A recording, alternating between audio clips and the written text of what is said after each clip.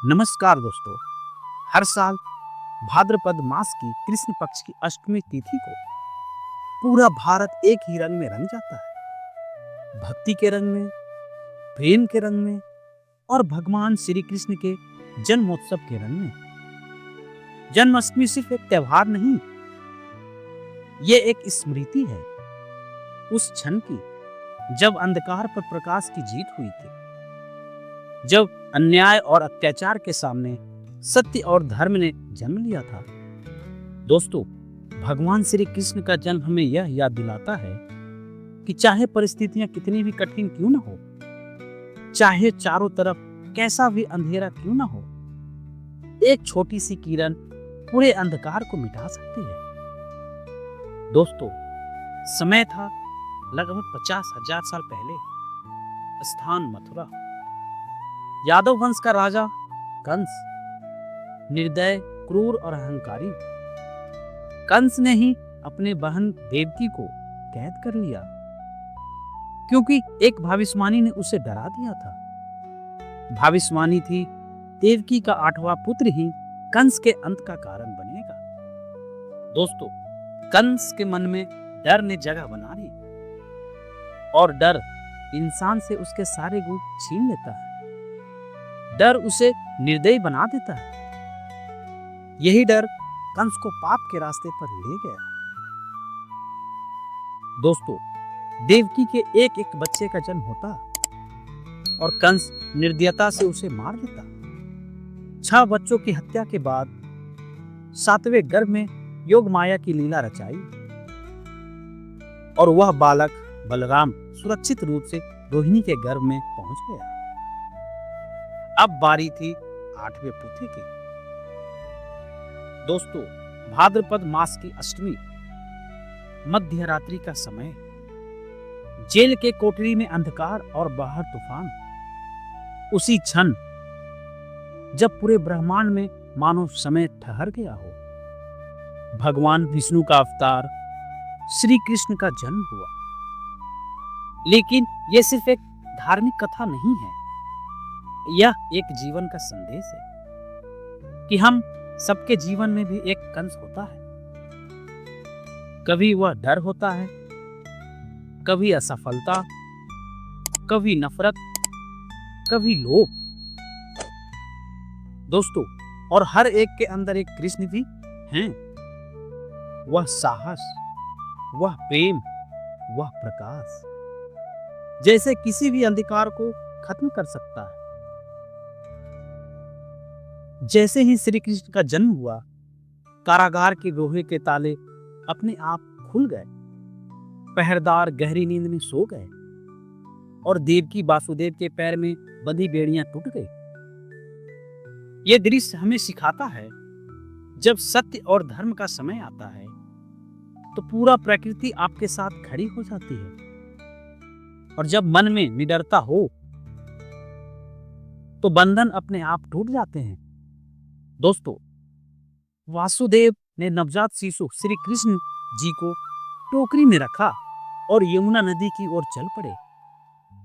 बाहर अब भी बारिश हो रही थी, बिजली कड़क रही थी, लेकिन उनके मन में डर नहीं था क्योंकि वह जानते थे यह कार्य ईश्वर का है, और जब कार्य ईश्वर का हो तो रास्ते खुद बनते हैं। दोस्तों, जैसे ही वो यमुना में उतरे, पानी उनके कंधे तक आ गया, लेकिन एक अद्भुत दृश्य हुआ। शेषनाग प्रकट हुए और अपने फनों से श्री कृष्ण को वर्षा से बचा लिया। दोस्तों, यह दृश्य हमें सिखाता है, जीवन में जब आप सही मार्ग पर होते हैं तो परिस्थितियां भले कठिन हो, लेकिन मदद अनजान रूप में आपको जरूर मिलती है। बस आपको पहला कदम बढ़ाने का साहस चाहिए। दोस्तों, वासुदेव जी गोकुल पहुंचे, जहां यशोदा और नंद बाबा सो रहे थे। उन्होंने वहां जन्मी कन्या को उठाया और कृष्ण को उनके पास सुला दिया, फिर चुपचाप वापस मथुरा लौट आए। जैसे ही कंस ने कन्या को मारने की कोशिश की, वह योग माया के रूप में आकाश में प्रकट हुई और बोली, अरे मूर्ख, तेरा विनाश करने वाला जन्म ले चुका है और वह सुरक्षित है। जब आप किसी अच्छे काम के लिए निकलते हैं तो डर के बजाय विश्वास को साथ लें। कठिन परिस्थितियां सिर्फ आपके साहस को परखने आती है। सच्ची नीयत और सही रास्ता आपके लिए अदृश्य सहायक खड़े कर देता है। दोस्तों, गोकुल में कान्हा का बचपन सिर्फ खेल और मस्ती से भरा नहीं था। वह हर लीला में एक गहरा संदेश छोड़ जाते थे। दोस्तों, माखन चोरी की लीला, कृष्ण और उनके ग्वाल बाल दोस्तों की टोली हर दिन किसी न किसी गोपी के घर मक्खन चुराने पहुंच जाती। गोपियां शिकायत लेकर नंद बाबा के पास पहुंच जाती, देखो तुम्हारा बेटा कितना शरारती है। लेकिन नंद बाबा के चेहरे पर मुस्कान होती, क्योंकि वो जानते थे कान्हा का मक्खन चोरी करना सिर्फ शरारत नहीं, बल्कि यह सिखाता है कि खुशी बांटने में है। कृष्ण चोरी किया हुआ माखन सिर्फ खुद नहीं खाते, बल्कि दोस्तों और जानवरों को भी खिलाते। दोस्तों, असली संपत्ति बांटने से बढ़ती है। जीवन में सच्ची मिठास तभी है जब आप दूसरों के साथ बांटते हैं। दोस्तों, एक दिन यमुना नदी का पानी जहरीला हो गया। गांव के लोग डर के मारे पास नहीं जाते, क्योंकि वहां कालिया नाग का आतंक था। कृष्ण ने बिना डरे नदी में छलांग लगा दी, कालिया नाग से युद्ध किया और उनके फनों पर नृत्य किया। अंत में उसे छोड़ दिया, बस इतना कहा, गोकुल छोड़कर चले जाओ और किसी को नुकसान मत पहुंचाना। दोस्तों, डर को जीतने के लिए उसका सामना करना जरूरी है। शक्ति का सही उपयोग विनाश में नहीं, संरक्षण में है। दोस्तों, गोकुल के लोग हर साल इंद्रदेव को प्रसन्न करने के लिए यज्ञ करते थे। कृष्ण ने देखा कि लोग अंधविश्वास में बंधे हैं। वे बारिश के लिए प्रकृति की असली कारण गोवर्धन पर्वत और उसकी गोद में पनपती हरियाली को भूल रहे हैं। कृष्ण ने लोगों को समझाया, वो पूजनीय है जो वास्तव में तुम्हें सहारा देता है। पर्वत, पेड़, नदी, ये सब हमारी रक्षा करते हैं। इनकी सेवा ही सच्ची पूजा है। दोस्तों, गांव वाले ने इंद्र की पूजा छोड़कर गोवर्धन पर्वत की पूजा की। इंद्र को क्रोध आ गया। उन्होंने मूसलाधार बारिश और आंधी भेज दी। कृष्ण ने अपने छोटे से हाथ की उंगली पर गोवर्धन पर्वत उठा लिया और पूरे गांव को उसके नीचे शरण दी। 7 दिन तक बिना थके कान्हा ने पर्वत थामे रहा। दोस्तों, सच्चा नेतृत्व वह है जो कठिन समय में दूसरों को सहारा दे। शक्ति का मतलब केवल ताकत दिखाना नहीं, बल्कि संरक्षण करना है। अंधविश्वास से ऊपर उठकर सत्य और तर्क को अपनाना चाहिए। दोस्तों, समय बीतता गया। कृष्ण का बचपन और युवा अवस्था लीलाओं और प्रेम से भरी रही, लेकिन जीवन का उद्देश्य उन्हें महाभारत के मैदान तक ले जाने वाला था। द्वारका के राजा बनने के बाद जब पांडव और कौरव के बीच युद्ध की नौबत आई, अर्जुन ने रथ के सारथी के रूप में कृष्ण को चुना। दोस्तों, यह क्षण हमें सिखाता है, जीवन में कभी कभी आप सत्ता नहीं बल्कि सही भूमिका चुनते हैं। कृष्ण राजा होते हुए भी रथ सारथी बने, क्योंकि उनका उद्देश्य मार्गदर्शन था, शासन नहीं।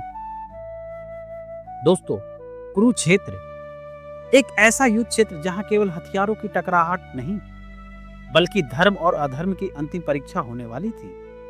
युद्ध शुरू होने से ठीक पहले अर्जुन ने जब अपने बंधु, बांधव, गुरु और मित्र को शत्रु पक्ष में खड़ा देखा तो उनका मन टूट गया। उन्होंने धनुष नीचे रख दिया और कहा, हे माधव, मैं यह युद्ध नहीं कर सकता। श्री कृष्ण जी मुस्कुराए और उन्होंने जो कहा वही आज भी जीवन का सबसे बड़ा मार्गदर्शन है। दोस्तों, गीता का पहला संदेश, कर्म करो और फल की चिंता मत करो। श्री कृष्ण जी ने कहा, कर्मण्येवाधिकारस्ते मा फलेषु कदाचन मा कर्म फल हेतु भूर्वा ते सानु कर्मणि, मतलब तुम्हारा अधिकार केवल कर्म करने में है, फल पर नहीं। फल की चिंता में मत उलझो और आलस्य में मत पड़ो। दोस्तों, जो भी करो पूरे मन से करो, नतीजे का डर आपके पीछे ना रोके। दोस्तों, गीता का दूसरा संदेश, आत्मा अमर है, न जायते म्रियते व कदाचित, नयन भूत्वा भविता व ना भूयु। आत्मा न कभी जन्म लेती है न कभी मरती है। शरीर बदल जाता है लेकिन आत्मा शाश्वत है। जीवन का सबक है, असफलता केवल एक अनुभव है, अंत नहीं। बदलाव जीवन का स्वाभाविक हिस्सा है। दोस्तों, गीता का तीसरा संदेश, स्थित प्रज्ञ बनो। कृष्ण जी ने कहा, जो सुख और दुख में समान रहता है वही सच्चा ज्ञानी है। परिस्थितियों के गुलाम मत बनो, मन को स्थिर रखो, तभी सही निर्णय ले पाओगे। दोस्तों, गीता सिर्फ युद्ध भूमि के लिए नहीं है, यह जीवन की हर परिस्थिति के लिए है। चाहे आप छात्र हो, नौकरी में हो, बिजनेस में हो या परिवार संभाल रहे हो, कृष्ण जी के उपदेश आज भी उतने ही प्रासंगिक हैं जितने हजारों साल पहले थे। नौकरी में गीता का संदेश, कर्म पर ध्यान, फल पर नहीं। दोस्तों, ऑफिस में हम अक्सर सोचते हैं, अगर प्रमोशन नहीं मिला तो, अगर मेरा प्रोजेक्ट फेल हो गया तो। दोस्तों, कृष्ण का संदेश है, काम में 100% दो, बाकी को समय और परिस्थिति पर छोड़ दो। जब आपका ध्यान परिणाम से हटकर प्रक्रिया पर होता है तो आप बेहतर परफॉर्म करते हैं और तनाव कम होता है। बिजनेस में गीता का संदेश, परिवर्तन को स्वीकारो। दोस्तों, कृष्ण ने कहा, परिवर्तन ही संसार का नियम है। बिजनेस में भी यही सच है। बाजार बदलेगा, ग्राहक की जरूरतें बदलेगी, टेक्नोलॉजी बदलेगा। जो इन बदलावों को अपनाता है वही आगे बढ़ता है। जो डर के कारण बदलाव से बचता है वह पीछे रह जाता है। दोस्तों, रिश्तों में गीता का भी संदेश है, अपेक्षाओं से मुक्त प्रेम। कृष्ण का जीवन हमें सिखाता है, प्रेम शुद्ध तब होता है जब उसमें अपेक्षाएं कम हो और स्वीकृति ज्यादा हो। परिवार, दोस्ती या पार्टनरशिप, जब आप बिना शर्त सहयोग और सम्मान देते हैं तो रिश्ते लंबे चलते हैं और गहरे होते हैं। दोस्तों, जन्माष्टमी सिर्फ एक पूजा नहीं है, यह एक है कि अंधकार चाहे कितनी भी गहरा हो, प्रकाश हमेशा जीतता है। कृष्ण का जीवन हमें बताता है, हर डर के पीछे जीत छिपी है, हर कठिनाई आपको मजबूत बनाने आई है, हर असफलता आपको एक नया रास्ता दिखाने का संकेत है। आज हम सबके जीवन में कोई ना कोई अंश है, डर, असफलता, आलस्य, नकारात्मक सोच, और हमारे भीतर भी एक कृष्ण है जो साहस, प्रेम और प्रकाश का प्रतीक है। दोस्तों, इस जन्माष्टमी केवल माखन मिश्री का भोग ना लगाएं, आपके भीतर के डर, आलस्य और नकारात्मक को भी त्याग दें, क्योंकि जब भीतर का कृष्ण जागता है तो जीवन का हर युद्ध जीतना आसान हो जाता है। दोस्तों, अहंकार चाहे बाहर हो या भीतर, कृष्ण के प्रकाश से उसे मिटाओ। यही जन्माष्टमी का असली अर्थ है। जय हिंद।